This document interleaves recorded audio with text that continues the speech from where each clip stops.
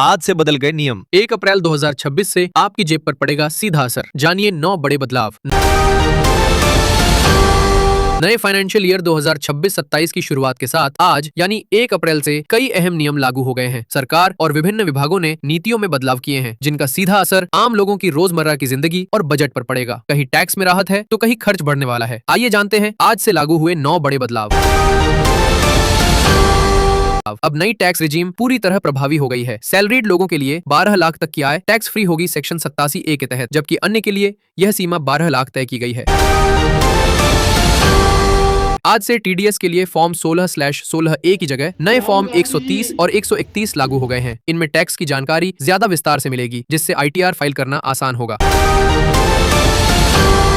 Punjab national bank ने ATM निकासी की सीमा घटा दी है। अब क्लासिक कार्ड से 25,000 और प्लेटिनम कार्ड से 50,000 तक ही कैश निकाला जा सकेगा। अब पैन कार्ड बनवाने या जन्म तिथि अपडेट करने के लिए आधार मान्य नहीं होगा। इसके लिए 10वीं की मार्कशीट या जन्म प्रमाण पत्र जरूरी कर दिया गया है। ट्रेन टिकट कैंसिल करने पर अब रिफंड के लिए कम से कम 8 घंटे पहले आवेदन करना होगा। हालांकि बोर्डिंग स्टेशन बदलने की सुविधा ट्रेन छूटने से 30 मिनट पहले तक मिलती रहेगी। फास्टैग एनुअल पास अब महंगा हो गया है। 3,000 की जगह अब 3,075 देने होंगे, जो 200 यात्राओं के लिए मान्य रहेगा। आज से देश भर के टोल प्लाजा पर कैश भुगतान खत्म कर दिया गया है। अब सिर्फ फास्टैग या UPI से ही पेमेंट होगा।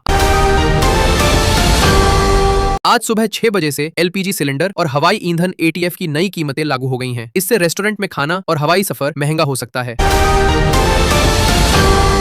ऑटो कंपनियों ने अपने वाहनों के दाम 2 से 3% तक बढ़ा दिए हैं। जिनका बिल 31 मार्च तक नहीं कटा, उन्हें अब ज्यादा कीमत चुकानी होगी।